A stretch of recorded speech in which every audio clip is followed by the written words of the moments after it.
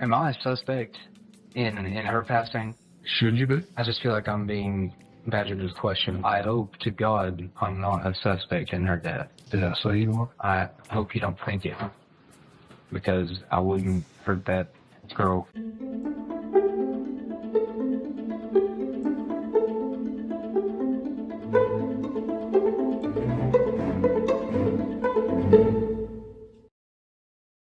Emma Jane Walker was born on March 20th, 2000 in Knoxville, Tennessee. At just 16 years old, Emma was a high school junior at Central High School, where she was an honor student and a member of the cheerleading squad. She was also active in HOSA, National Beta Club, and Young Life, and dreamed of becoming a neonatal nurse. She was described as a sweet and down-to-earth individual who was genuinely kind. In 2014, Emma began dating William Gall, who went by his middle name Riley. At the time, Riley was a junior and a football player at Central High School, while Emma was a freshman. To outsiders, they appeared to be a typical high school couple, but behind the scenes, their relationship was far from healthy. At first, Emma's parents said Riley seemed polite and attentive, and Emma appeared happy. Over time, however, Riley became increasingly controlling and possessive. He commented on what Emma wore, tried to dictate who she spent time with, and grew angry when she asserted independence. Friends said he didn't want Emma around anyone but him. As the relationship progressed, Riley's behavior escalated. He was seen waiting outside the grocery store where she worked, sometimes for hours. At some point, Emma's parents discovered horrible messages he had sent their daughter, including statements like, "I hate you," "You're dead to me," and even, "I'll check the obituary." The red flags had become too much for them, and so they banned him from their home and took away Emma's phone. Emma took this as an opportunity to end the relationship, but Riley didn't accept it and immediately went into psycho ex-boyfriend mode. That's when he began trying to come up with ways to force her to stay with him. He threatened to take his own life, and when that didn't work, he came up with a bizarre plan to fake his own kidnapping. On Friday, November 18th, 2016, Riley swapped vehicles with his grandfather, James Walker, under the pretense of getting his tire repaired. During the swap, he stole a 9mm Glock pistol that his grandfather kept under the driver's seat. Later that night, while Emma was at a friend's party, she received an anonymous text claiming Riley had been abducted. The message read, "Go to your car with your keys. Go alone. I've got someone you love. If you don't comply, I will hurt them." Emma went outside with a friend and found Riley lying face down in a ditch near the house, pretending to be unconscious. When he came to, he claimed he had been kidnapped and had no clue how he got in the ditch. At this point, Emma was immediately suspicious and told Riley to leave her alone. She then returned home. Later that night, Riley called friends, repeating the kidnapping story, but begged them not to call the police. He also told them about the gun and said he stole it for protection against the kidnappers. He then decided to scare Emma, who was now home alone at her parents' house. He dressed entirely in black and went and rang her doorbell repeatedly. Emma was terrified and sent Riley the following message, "I hate you, but I need you right now." It seemed on the surface that Riley's plan was working, and for a brief moment, Emma let him inside when he showed up. That is, until Emma's mother, Jill, arrived home and immediately kicked him out and told him to stay away. When her parents, Jill and Mark, learned about the kidnapping, they knew immediately Riley had faked it and been the man in the black that had scared Emma. On Sunday, November 20th, Emma's parents, fearing for her safety, followed her to work and back home. All the while, Riley was bombarding her phone with calls and texts begging her to talk to him. Finally, at midnight, she took his call and told him never to call her again. About 30 minutes later, Riley, now fuming from the rejection, left his dorm room at Maryville College and headed towards Emma's house. While on the way, he called a friend and asked how to remove fingerprints from a gun, clearly intending to use it. Did you ever remember having a conversation with Noah about getting fingerprints off a gun? How do you get fingerprints off a gun? No. He asked if I knew how to get fingerprints off a gun. He said he was asking for his roommate. I told him obviously not, and not to ever ask me anything like that again. And he said, I know, it was for my roommate. I thought it was weird. Sometime between 3 and 3:45 a.m., Riley stood in the backyard of Emma's home and fired 2 shots through Emma's bedroom wall while she slept. One bullet struck Emma behind her left ear, instantly killing her. The second bullet lodged in her pillow. Riley then returned to his dorm room. At around 6 a.m., Emma's mother went to wake her for school, found her unresponsive, and called 911. Responding deputies initially assumed she had taken her own life, but investigators quickly realized it was a murder scene after discovering 2 bullet holes in the bedroom wall and the shell casings in the yard out back. Ballistics testing confirmed the bullets were consistent with the 9mm Glock, matching the stolen firearm.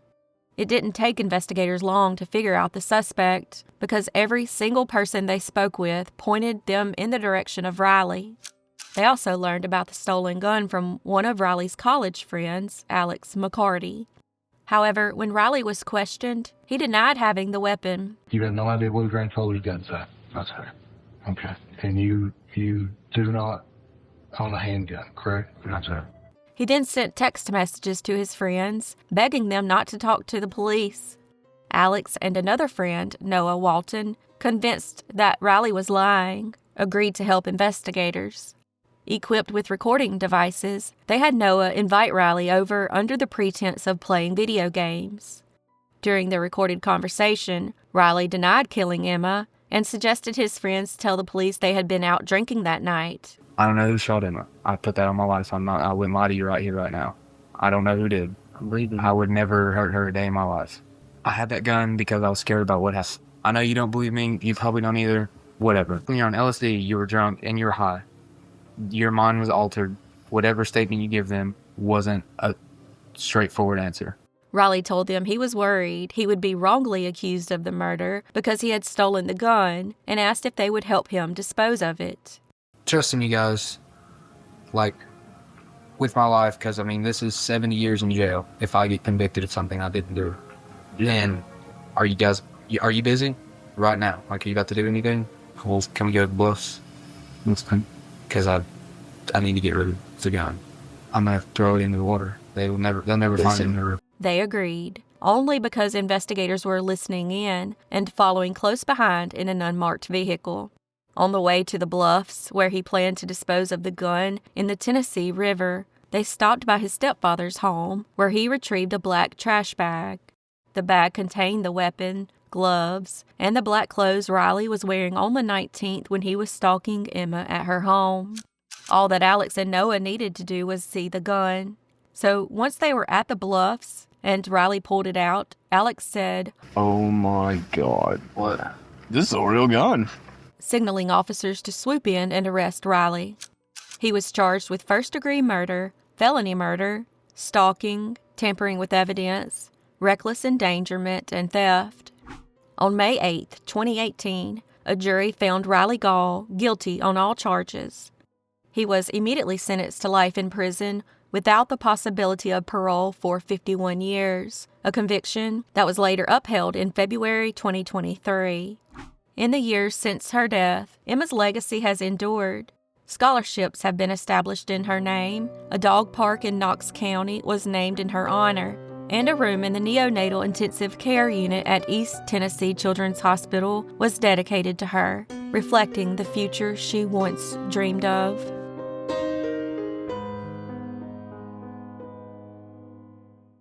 Jason Keel Sweeney was born on July 29, 1996, to Paul and Dawn Sweeney, and grew up in the Fishtown neighborhood of Philadelphia, Pennsylvania. At just 16, he had a job in construction and had already made a name for himself as a respectful, hardworking kid. His dream was to attend Valley Forge Military Academy with hopes of eventually becoming a Navy SEAL, and he had already been accepted to the school. But he would never get to attend after a horrible tragedy in May of 2003. Jason was a C student and didn't qualify for any academic scholarships, and since his family couldn't afford the tuition, Jason had been working hard and saving in hopes of paying his own way. However, in late May, he began dating a new girl, 15-year-old Justina Morley, and was very excited about the relationship. He even shared the news with his mother on May 29, 2003, telling her he'd been dating a girl for a couple of weeks and that she was nice and he felt his mom would really like her. The following night, he told his parents he was heading out to see Justina. Unfortunately, after leaving his parents, he was never seen alive again. Justina told Jason she wanted to have sex and asked him to meet her in a secluded wooded area near the Delaware River, a place locals referred to as the Trails. Unbeknownst to Jason, it was all a ruse. Waiting for him were 4 teenagers, Morley, Dominique Koya, Nicholas Koya, and Jason's best friend since childhood, Edward Boxig Jr., who went by Eddie. What happened next was almost impossible to comprehend. Jason was attacked without warning and repeatedly beaten with a hammer, a ratchet, and a rock, and struck nearly a dozen times. The force was so severe that all but one of the bones in his face were broken. The attack continued until Jason was dead. His last words to Justina were, and I quote, "You set me up." Before the group left, they reportedly shared a group hug and then robbed Jason of the $500 he had earned from work. They then split the money and used it to buy heroin, cocaine, and Xanax, which they were all very addicted to. While that was one motive for the murder, envy was the other. Jason had long-standing ties to all 4 of his killers, but now that he was working hard and had been accepted to college and wasn't addicted to drugs, they began to resent him. He and Eddie had been friends since the 4th grade, and Paul and Dawn had taken him on a family vacation to Florida with them the previous summer. They even paid for everything. Jason's ties to the Koya brothers ended when his parents realized they were on a very bad path and forbade him from associating with them. All 4 suspects were arrested quickly and charged with first-degree murder. Despite their ages, they were tried as adults due to the brutality of the crime. During the trial, it was learned that the teenagers listened to the Beatles' song Helter Skelter a dozen times before the murder in order to psych themselves up. This is the same song Charles Manson listened to and used as motivation for the murders his followers carried out. Dominic Koya, who was 17 at the time, was sentenced in May 2005 to life in prison without parole for first-degree murder. He also received an additional 22.5 to 45 years for related offenses, including conspiracy and robbery. Nicholas Koya, who was 16 at the time, was also sentenced to life in prison without parole. In 2012, due to a ruling from the U.S. Supreme Court regarding juvenile life sentences, Nicholas was granted a resentencing hearing. In February 2015, a judge upheld the original sentence of life without parole due to the savagery of the crime. Edward Boxig Jr., who was 16 at the time, received the same life in prison without parole sentence, plus an additional 22 to 45 years for criminal conspiracy, robbery, and possessing an instrument of crime. He was also granted a resentencing hearing due to his age at the time of the offense, and just like Nicholas, his sentence was upheld. Justina Morley, who was 15 at the time, pleaded guilty to third-degree murder in exchange for testifying against the others. She was sentenced to 17.5 to 35 years in prison. She was released on parole in December 2020 after serving approximately 17 years. The prosecutors initially sought the death penalty for Dominic Koya, but were barred from doing so after the Supreme Court's Roper v. Simmons ruling prohibited executing defendants for crimes committed while under the age of 18. Throughout all the trials, the only person who claimed to have remorse was Justina, but she later wrote in a jailhouse letter, and I quote, "I still don't feel guilty for anything. I still enjoy my flashback. They give me comfort."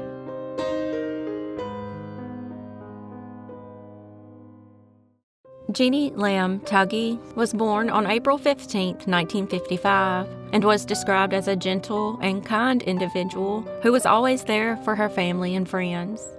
She went on to have one daughter named Hannah, and by the time she was 60, she'd overcome cancer twice. While she was no longer battling the disease, it had taken a toll on her physical health, and she was forced to use supplemental oxygen. Even through the whole ordeal, Jean never lost her gentleness, which makes the following tragedy that much worse.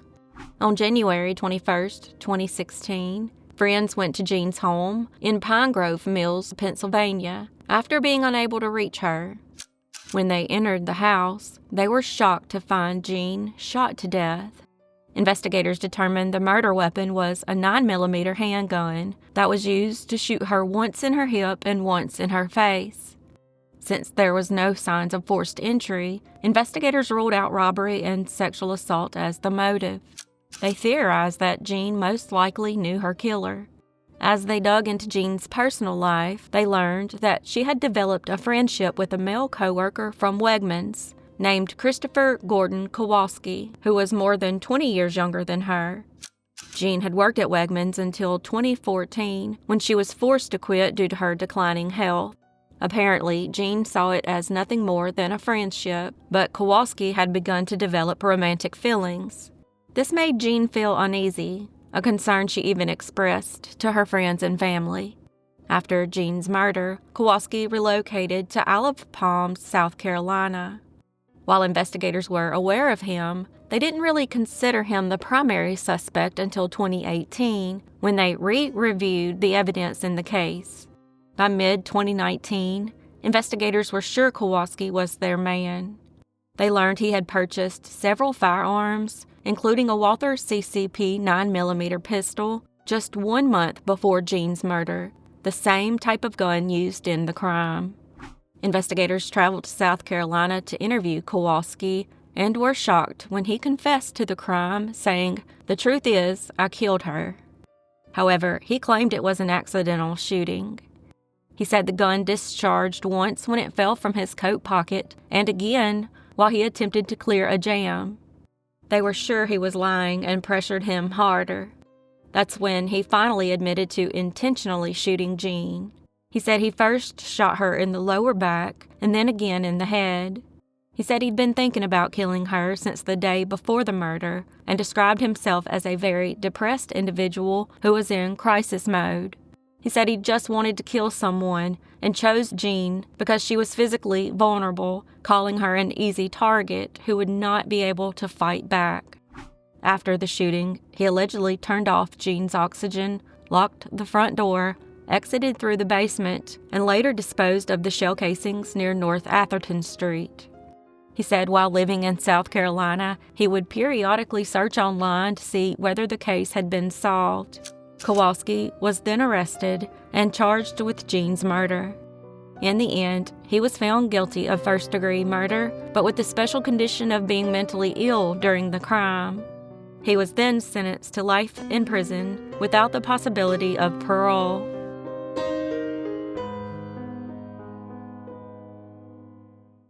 Jerry Michael Williams, who went by Mike, was born on October 16, 1969, in Tallahassee, Florida, and grew up nearby in Bradfordville.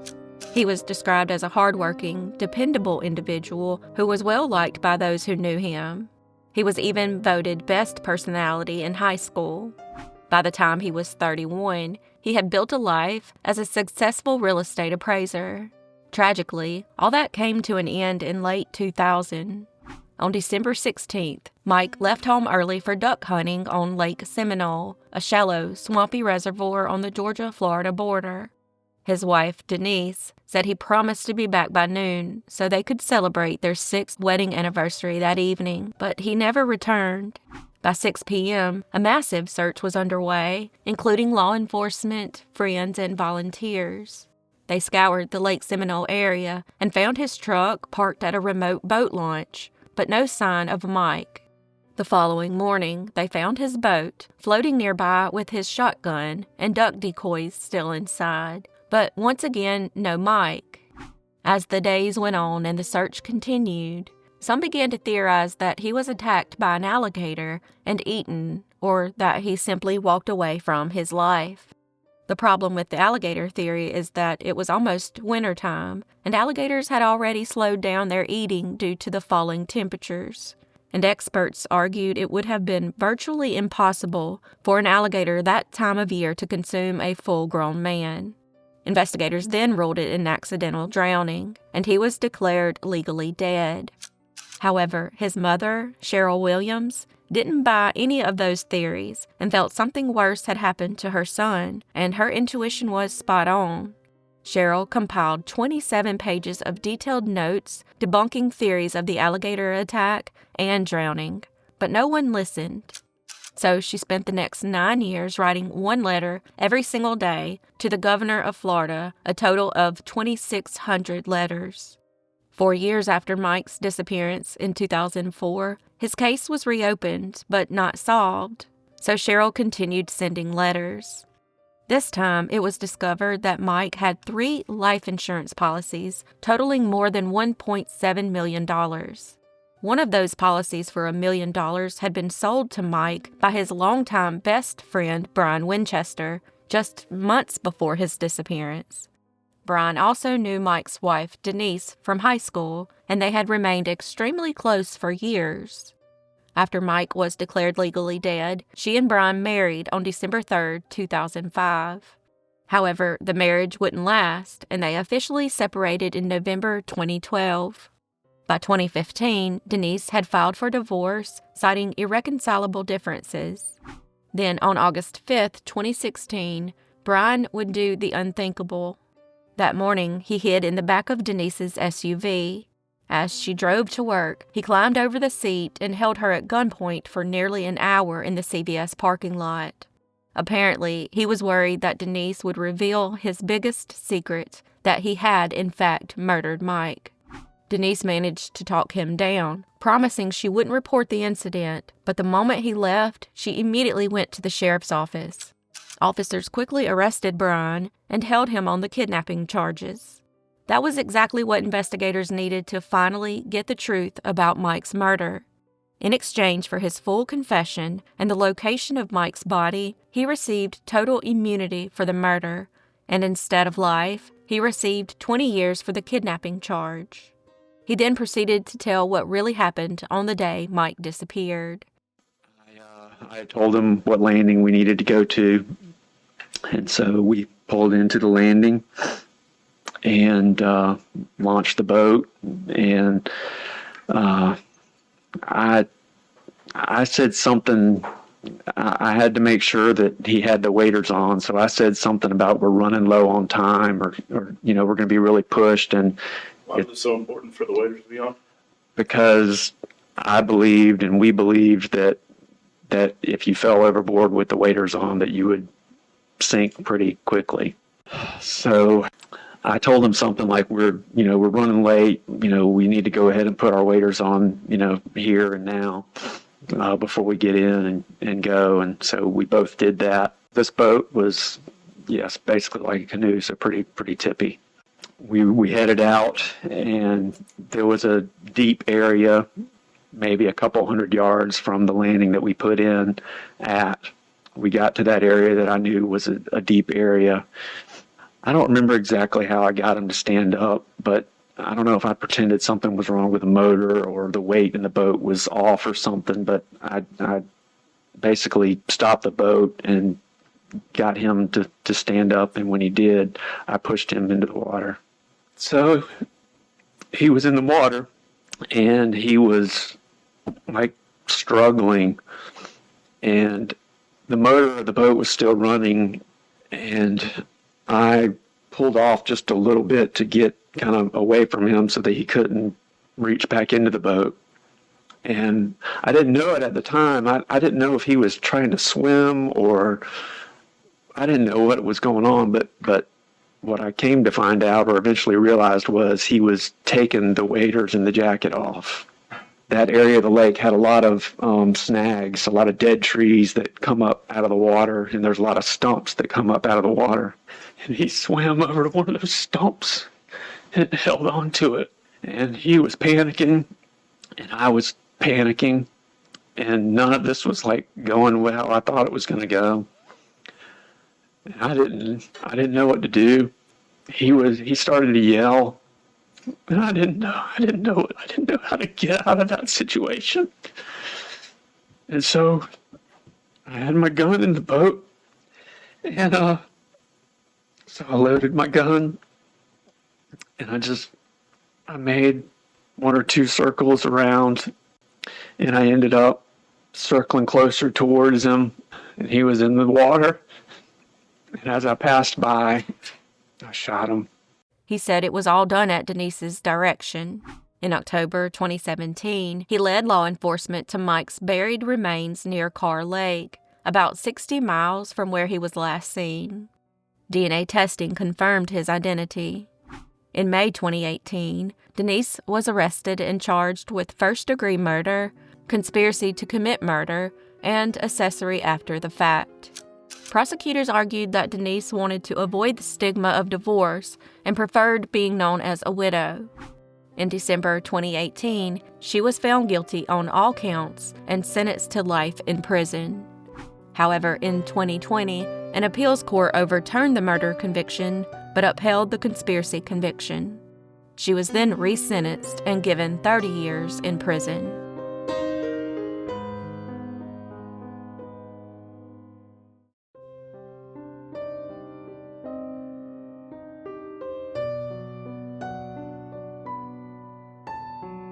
Well, I grab a hold of her and take her back. Did you grab her? Right around the shoulder. Shauna Melinda Howe was born on July 11, 1981, in Oil City, Pennsylvania, and was described as a sweet, pretty little girl who loved Halloween. Despite her parents' separation, she remained close to both of them and split her time between their homes. In 1992, Shauna, now 11 years old, had been looking forward to the upcoming Girl Scout Halloween party for weeks, and sadly, it would be her last. The night of the party, on October 27, 1992, Shauna left home at around 4:30 p.m. and walked to the church where the party was located. She was dressed in a gymnast costume, which consisted of a turquoise and black leotard. She had a great time, and witnesses recalled her being in good spirits when she left the party at around 8 p.m. to walk the 2 blocks home. Sadly, she never arrived. She wasn't even supposed to walk home, but her mother, Lucy, who was working at a pizza shop in a nearby town, had forgotten to arrange a ride. When nobody was there when the party ended at 8, she decided to walk home, even though she was afraid of the dark. A friend had accompanied her until she was within 2 blocks of her home. Shauna was then tragically abducted at the corner of West 1st Street and Reed Street, and it was witnessed by a local man named Dan Padden. Dan was able to provide investigators with critical details about what he saw, including information about the abductor and the vehicle involved. Meanwhile, Lucy had realized her error and called home at 8 p.m., and that's when she was informed that Shauna never arrived home. At 10 p.m., when there was still no sign of her, they called the police and reported her missing. Officers immediately connected the disappearance with the abduction Dan Padden had witnessed earlier. 2 days later, on October 29th, a piece of Shauna's clothing was discovered in a wooded area near an abandoned railroad. The following day, her body was found beneath a railroad trestle not far from where her clothing had been located. Investigators determined she had suffered blunt force trauma to her head and chest consistent with a fatal fall. An autopsy also revealed that she had been sexually assaulted. Unfortunately, the case would remain unsolved for 10 years. Then, in 2002, investigators got the break they were waiting for. DNA evidence recovered from Shauna's body was tested and matched to a local resident named James O'Brien, who was already in prison for an unrelated attempted kidnapping conviction. When he was interviewed, he told officers that he and his brother, Timothy, had been staying with a man named Eldred Walker, who went by Ted. Interestingly, investigators had identified Ted as a person of interest back in 1992 because he fit Dan Padden's description of the abductor. However, when questioned at the time, he denied even knowing Shauna. When Ted was brought back in for questioning in 2002, he told investigators that he had allowed some really bad people into his home who were capable of doing such a disgusting thing. He then admitted to being present during the abduction, but minimized his role. He said that James, Timothy, and he decided to kidnap a girl as a prank to embarrass local police. When they saw Shauna, they decided she was their victim. So Ted approached her, gave her a hug on the street, passed her to Timothy, and watched as she was pulled into the car. After the abduction, they took her back to Ted's home in Oil City. Once there, the so-called prank turned into a nightmare. Ted testified that he watched and eventually participated as James and Timothy sexually assaulted her. They kept her alive for a couple of days before realizing she could identify them and decided to cover up the crime. So they drove Shauna to the Arnott Road Bridge and threw her in, a height upwards of 50 feet. When she didn't instantly die, one of the brothers went down to the creek bed, grabbed a rock, and finished her off. In September 2005, Ted accepted a plea deal, allowing him to plead guilty to kidnapping and third-degree murder if he testified against James and Timothy. In the end, the brothers were found guilty and sentenced to life in prison without the possibility of parole. Ted received a 40-year sentence and died behind bars in 2022 from natural causes. After Shauna's murder, the city council voted to ban nighttime trick-or-treating, which remained in place for 15 years before being lifted just in time for Halloween of 2008.